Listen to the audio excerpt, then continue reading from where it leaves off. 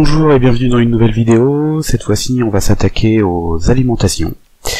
Et dans cette première leçon, on va voir le principe général d'une alimentation et plus particulièrement la fonction adaptation qui va être le premier étage, si vous voulez, d'une alimentation classique. Allez, sans plus tarder, le plan, on va commencer par le rôle d'une alimentation, pourquoi on en fait, à quoi ça sert, la constitution d'une alimentation classique, la fonction adaptation, et enfin on fera un petit focus sur le fusible parce qu'il a son importance dans cette fonction adaptation. On verra ça tout à l'heure. Allez, en tout premier, le rôle. Le rôle d'une alimentation, c'est quoi? Eh bien ici vous avez le petit schéma d'une centrale, alors c'est une centrale thermique et au-dessus vous avez l'image d'une centrale nucléaire, mais le principe est le même, c'est-à-dire que tout ça, ça va nous fournir, grâce à la turbine ici qui alimente l'alternateur, grâce à l'alternateur, on va avoir un courant alternatif. Et donc c'est ce courant alternatif qui arrivera sur les prises secteurs. Sauf que si je veux brancher un PC dessus, eh bien le PC, lui, ce dont il a besoin, c'est de courant continu, parce qu'un microprocesseur est incapable de travailler avec du courant alternatif, donc il aura besoin de courant continu. Et donc, pour transformer cet alternatif en continu, on va passer par une jolie petite boîte ici, et c'est ça qu'on appellera une alimentation. Alors, ce rôle, ça va être de fournir différentes tensions en fonction du besoin. On a plusieurs solutions pour fournir des tensions. On va avoir les piles, évidemment, avec tout autre type d'accumulateur, mais ça reste très limité, hein, on va pas pouvoir alimenter un PC avec des piles, ça va être complexe. Même un PC portable qui va fonctionner sur une batterie a besoin d'une alimentation pour recharger la dite batterie. On va avoir aussi en campagne des systèmes sur groupe électrogène, donc là c'est pareil, un groupe électrogène va nous délivrer un courant alternatif qu'il va falloir traiter, ou on va avoir le secteur quand c'est possible. Allez, la constitution d'une alimentation, donc typiquement, on va trouver deux types d'alimentation classiques, les alimentations qu'on dira stabilisées, on les verra, hein, on utilisera ce type de composant qui est une diode Zener, et on va avoir les alimentations dites régulées, où là c'est par AOP, où on va avoir d'autres types de composants que l'on verra dans la leçon dédiée. Donc ces deux types d'alimentation vont avoir des petites nuances, mais on verra ça vraiment dans une deuxième partie. La base, le fondement d'une alimentation classique, ça va être de partir d'un signal alternatif, hein, typiquement le secteur à 220 volts, pour arriver à une tension de sortie constante, une tension continue.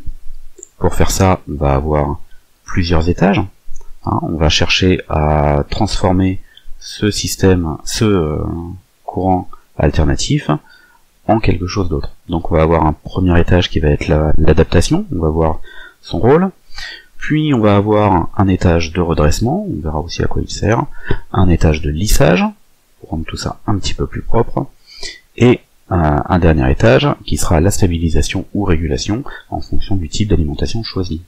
Donc le premier, adaptation, va tout simplement consister à baisser cette tension à une valeur qui va nous intéresser. Le redressement va nous faire en fait supprimer une des alternances, donc soit l'alternance positive, soit la négative.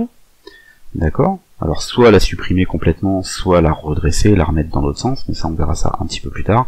Et le lissage va nous permettre de transformer ces petits sauts de cabri là, ces petits bonds, en quelque chose d'un petit peu plus lisse qui va onduler beaucoup moins. Et c'est là qu'interviendra ensuite la stabilisation ou la régulation, pour venir transformer cette petite ondulation qu'on avait en quelque chose de continu et constant. Donc la fonction adaptation, ici on a comme composant un transformateur, vous allez voir en quoi ça consiste. Dans cette fonction, on a une tension d'entrée, et bien on va chercher à amplifier ou atténuer cette tension pour obtenir une tension de sortie avec une période équivalente, hein, on ne joue que sur l'amplitude. Donc ça, c'est le rôle de la fonction adaptation, et on va faire ça grâce à un transformateur. Un transformateur, qu'est-ce que c'est? Eh bien c'est tout simplement un composant où on va avoir une première bobine d'un côté, une seconde bobine de l'autre, et en fait par induction, quand le courant va circuler dans la première bobine, ça va générer un courant dans la seconde. Alors ce symbole, il est intéressant, on va avoir quelques points à noter. Le premier, on a un petit point qui est noté ici, là, qu'on appelle les bornes homologues, et en fait ça va nous indiquer le déphasage entre l'entrée et la sortie. On va pouvoir avoir un signal qui va aller dans un sens à l'entrée et qui va être déphasé de 180 degrés à la sortie. Si les deux bornes sont en face, on n'a pas de déphasage. Voilà, tout simplement pour savoir si en fait les spires sont tournées dans le même sens. Et le deuxième point intéressant de ce schéma, de ce symbole, ça va être qu'il représente l'isolement galvanique entre le secteur et l'alimentation. L'isolement galvanique, ça veut dire quoi? Ça veut dire qu'il n'y a pas de continuité électrique entre l'un et l'autre. Donc on va pas pouvoir utiliser la masse de ce côté-ci et la masse de ce côté-là, elles ne sont pas en commune. D'accord? Il n'y a pas d'électrons qui passent d'un côté à l'autre. L'énergie va être déplacée uniquement par effet magnétique, par induction. C'est ce qu'on appelle l'isolement galvanique. Le transistor, plus clairement, physiquement à quoi ça ressemble? Eh bien, on a une tôle feuilletée ici, donc qui ne va pas transporter le courant, qui ne va transporter qu'un champ magnétique, c'est-à-dire une tension, mais il n'y aura pas de déplacement d'électrons. On va avoir une source qui, elle, va alimenter un fil de cuivre qui est bobiné, comme ça, autour de la tôle feuilletée. Donc on va avoir une première tension et une intensité correspondante. Et en face, en fait, on va avoir un deuxième fil de cuivre, qui lui aussi va être embobiné ici autour, et sur lequel on viendra brancher notre utilisation. Donc cette entrée, on va appeler ça le primaire, et cette sortie, on appellera ça le secondaire. Là où ça devient intéressant et exploitable, c'est qu'on va pas faire le même nombre de tours sur l'entrée que sur la sortie. Et en fait, ça va nous créer justement nos écarts de tension. On va pouvoir observer la formule suivante.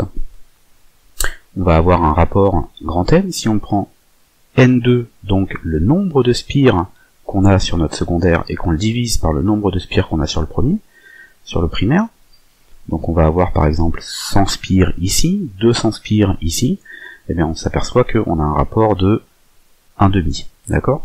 Et bien, ça va s'appliquer directement sur la tension. C'est-à-dire que si j'ai 2 fois moins de spires ici, ma tension va être 2 fois plus faible. Par contre, comme on a un transfert intégral de puissance, effectivement, dans ce cas-là, on s'aperçoit que l'intensité, elle, va augmenter et va être doublée. C'est ce qu'on appelle le rapport de transformation. Et c'est là qu'on en vient au fusible, puisque si l'intensité est doublée quand la tension est divisée, on se rend bien compte que on va vite arriver à des très très fortes intensités. Il va donc falloir absolument protéger tout ça pour éviter justement d'avoir des intensités beaucoup trop fortes. C'est pourquoi on aura quasiment systématiquement, avec un transformateur, on va trouver un fusible de protection. Puisque le fusible de protection, comme on va le voir, c'est un élément de cette forme-là, c'est un simple fil, c'est rien de plus, mais c'est un fil dont le diamètre a été calculé pour ne résister que jusqu'à une certaine intensité. Donc le fusible, on va pas le sentir en fonctionnement normal, mais si on dépasse une certaine intensité, alors à ce moment-là, il va venir rompre. Alors on en trouve de plusieurs formes, là c'est un fusible de voiture, celui-ci c'est un fusible comme on va trouver sur la plupart des matériels électriques. Ce type de fusible va s'insérer dans des portes fusibles, alors on en trouve beaucoup comme celui-ci qui sont à dévisser et puis on insère le fusible dedans et on revisse. On va en avoir comme ça qui sont soudés directement sur les plaques et donc il n'y a qu'à venir clipser le fusible à l'intérieur. L'avantage c'est que là on garde le fusible visible, donc on va pouvoir tout de suite le contrôler sans avoir à le démonter. Et sur les schémas électriques, on va les retrouver sous cette forme-là. Donc là, ça dépend des normes qui sont utilisées. Les trois sont vraiment représentés. Donc en cours de fonctionnement, comme je vous le disais, le fusible, si on regarde bien, à l'intérieur, on a un fil. Alors on a un fil dont le diamètre a été calculé pour tenir jusqu'à une certaine intensité. Et si jamais on vient à dépasser cette intensité, eh bien le fil crame tout simplement. Et donc on perd la continuité entre les deux bornes, on interrompt le circuit, et du coup, on n'a aucun risque de griller le matériel derrière. Voilà, donc cette heure était très très courte, mais néanmoins elle nous permet d'aborder le synoptique d'une alimentation classique, donc avec les divers étages, un étage d'adaptation, un étage de redressement, de lissage, et enfin un dernier étage qui sera stabilisation ou régulation en fonction de l'alimentation choisie. On a pu voir que la fonction adaptation a consisté tout simplement à changer la valeur de notre tension, donc on va avoir une certaine valeur de tension d'alimentation, ici, et on va retrouver en sortie, à la sortie de notre étage d'adaptation, on va retrouver une tension plus faible, ou plus haute selon le nombre de spires qu'on a en N1 et en N2. Et tout ça, ça respecte ce rapport. Voilà, j'espère que ça a été assez clair, c'est très très simple. Dans la prochaine, on verra directement les fonctions redressement et lissage. Vous allez voir, c'est très très rapide et très très simple, et ça va nous amener directement sur la troisième leçon qui sera la stabilisation. Sur ce, je vous laisse, bonne révision, et à bientôt pour une prochaine vidéo.